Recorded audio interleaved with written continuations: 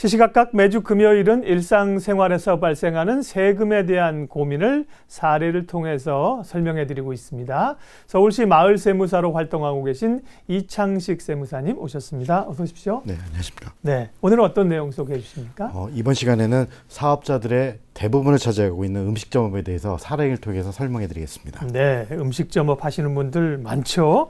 경기가 좀 좋아야 되는데 다들 어려우실 텐데 세금 문제 관련된 거 보겠습니다. 첫 번째 사례를 보도록 하죠.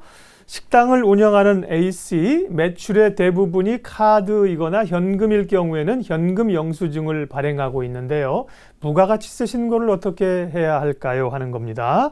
예, 부가가치세, 세무사님 얘기는 굉장히 많이 듣는데요. 사실 일반 소비자들이 소득세 내듯이 부가가치세를 직접 내는 건 아니어서 또 잘 모르기도 하는데요. 부가가치세라는 게 뭔지, 어떤 신고 절차를 거치는지요? 일단 부가가치세의 정의를 좀 보자면요. 사업자가 상품의 거래나 서비스를 제공할 때 얻어지는 부가가치에 그 부가가치를 추가로 그 상대방에게 전가시키는 활동입니다. 일반적으로 얘기하자면 10%의 추가 부가가치세 이걸 말씀드리는데요. 그렇게 그 부가가치가 올라갈수록 거기다 세금을 더 부과시켜서 나머지 결국 최종 소비자가 그거를 부담하게 되는 그런 세금 형태를 말합니다. 네. 사업자들이 내시는 거죠? 네, 그렇죠. 받아서요. 네네네. 네, 소비자들은 음식값이나 커피값 이런데 부가가치세가 이미 다 포함이 돼 있는 겁니다. 네네네. 그런데 요즘은 이제 대부분이 신용카드 결제를 하시잖아요. 네. 아니면 또 현금 영수증도 하는데 현금 이렇게 신용카드로 결제할 경우 또 일반 현금이랑 할 때 좀 다르습니까? 먼저 카드로 결제하는 부분에 대해서는 사업자들은 어떻게 신고를 합니까? 일반적으로 음식점업 매출은요. 신용카드 대상 업종이기 때문에 매출의 한 80% 이상이 지금 신용카드 및 현금 영수증 매출로 지금 잡히고 있습니다. 이에 비해 신용카드가 아닌 현금 매출은 20% 이하로 떨어진 지금 추세에 있거든요. 그래서 만약 일반 제조업과 도소매업은 명확하게 금액과 세금이 이렇게 나눠져 있습니다. 근데 매출액에 대해서 그 음식점업은 이게 이렇게 구별되어 있지 않고 합쳐져서요. 만약 10,000원을 음식값으로 내셨다면 그 안에 그 음식값과 세금이 같이 포함되어 있습니다. 그러니까 한 9,091원 정도는 음식값이고 거기에 따른 한 909원 정도는 지금 부가가치세 909원 정도는 부가가치세인데요. 이런 상황에서 음식점을 운영하시는 분들이 부가가치세 신고할 때 많이 어려움을 표시하고 계세요. 왜냐하면 나눠지지 않기 때문에. 그래서 이런 신용카드나 현금 영수증은 지금 그게 발행하자마자 국세청에 신고가 들어갑니다. 자동으로? 네, 자동으로 들어가고 이외에 현금 매출은 지금 그게 신고가 들어가지 않기 때문에 자진해서 부가가치세를 신고를 해주셔야 됩니다. 네. 그러니까 이제 카드 부분은 자동으로 들어가니까 사업자들은 현금 매출 부분에만 신고를 하면 되는 거네요. 네. 그렇습니다. 우리가 그러니까 지금 말씀하신 것처럼 10,000원짜리 물건을 살 때, 5,000원짜리 커피를 마실 때 10%는 세금이 여기다 포함되어 있는 겁니다. 이 물건 살 때마다 다 세금이에요. 그나마 우리는 이제 부가적으로 안 내고 여기 포함되어 있으니까 좀 느끼는 건 덜하죠. 일본 같은 데 보면 소비세를 물건값, 예를 들면 10,000원이면 소비세가 3%인가요? 5%인가요? 7%로 올랐습니까? 10,000원 하면은 거기다 또 7% 내야 되니까 부담이 많더군요. 예. 그러면 이제 세금 신고라고 하는 게 늘 이제 공제되는 부분이 있잖아요. 연말정산도 그래서 하는 건데 부가가치세 신고 때는 공제되는 항목들은 어떤 것들이 있나요? 일반적으로 제가 오늘 말씀드린 건 크게 두 가지를 제가 공제를 말씀드리겠습니다. 첫 번째, 음식점업에서 가장 많이 발생하는 게 지금 의제 매입세 공제라는 게 있습니다. 이제 의제 매입세 공제는요, 음식점업이 주로 고기나 그다음에 야채 이런 것들을 팔기 때문에 일반적으로 1차 산업 업종입니다. 그거를 저희들이 그 수수를 할 때는 기본적으로 부가가치세가 포함이 안 됐기 때문에 매입세 공제라는 걸 받지를 못합니다. 매입세 공제라는 거는 매출세액에서 빼주는 어떤 그 세액인데요. 이거를 받지를 못해요. 그래서 이런 어떤 그 좀 불합리성을 좀 이렇게 보완하기 위해서 만든 제도입니다.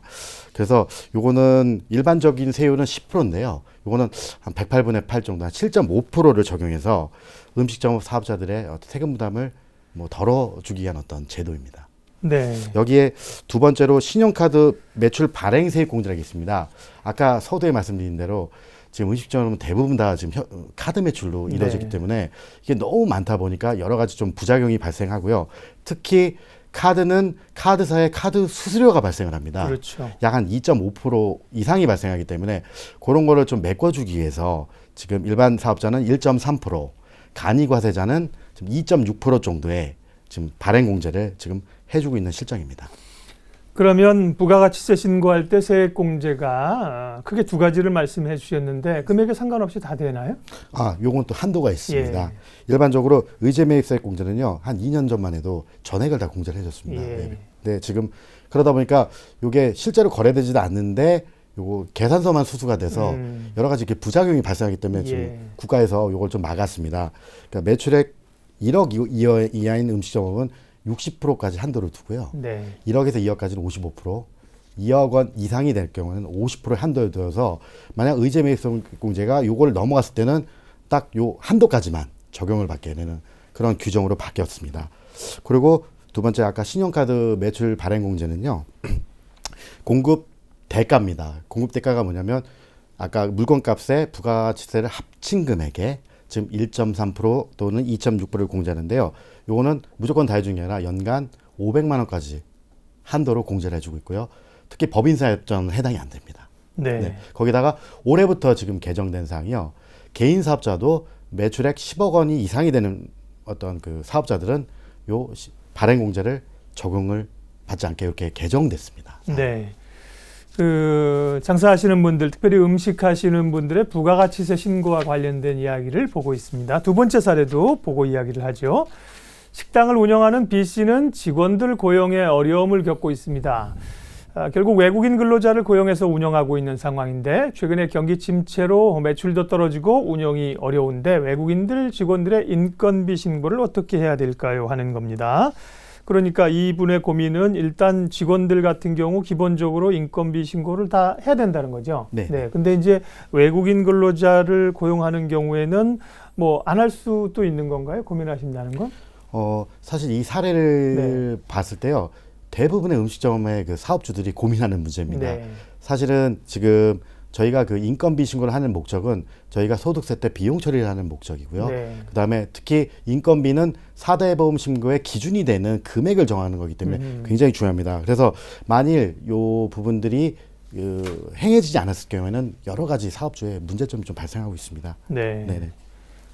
그러니까 이제 하긴 해야 되는 거죠, 원래는. 네네네. 그러니까 그러면 이제 정규직인 경우도 그렇고요. 네.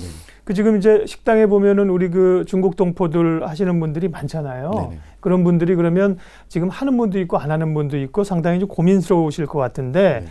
그러면 신고를 하시는 분도 있고 안 하시는 거나 고민하시는 분들은 가장 큰 고민거리가 뭔가요? 신고 부분에 있어서. 일반적으로 그 대부분의 지금 국내 근로자가 아닌 외국인 근로자이기 때문에 그 외국인 근로자의 합법성 여부가 굉장히 중요한 어떤 사안으로 자리 잡고 있습니다.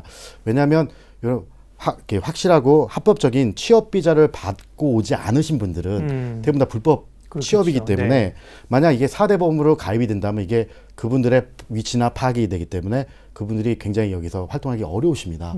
그러다 보니까 사업자들은 울며 겨자 먹기로 신고하는 어떤 인건비가 나가더라도 신고를 못하는 어떤 그 파악에 대한 거를 좀 가리기 위한 여러 가지 문제들이 좀 발생할 수가 있습니다. 그렇겠네요. 네네. 그러니까 음식업 하시는 사업주 입장에서는 인건비를 신고하게 되면 일단 공제를 받을 수 있는 항목이 생긴다는 거죠. 네. 비용 처리할 수 있는 거니까 좋은 거고. 네네. 4대 보험을 그러면 들게 되면 4대 보험에 관한 것들은 이제 운영하시는 분이 지급해 줘야 되는 게 있으니까 이건 또 좀 부담 요인이 될 수도 있네요. 반드시 해야 되는 겁니까? 4대 보험은? 반드시 정직원이라면 반드시 해야 되는데요. 네.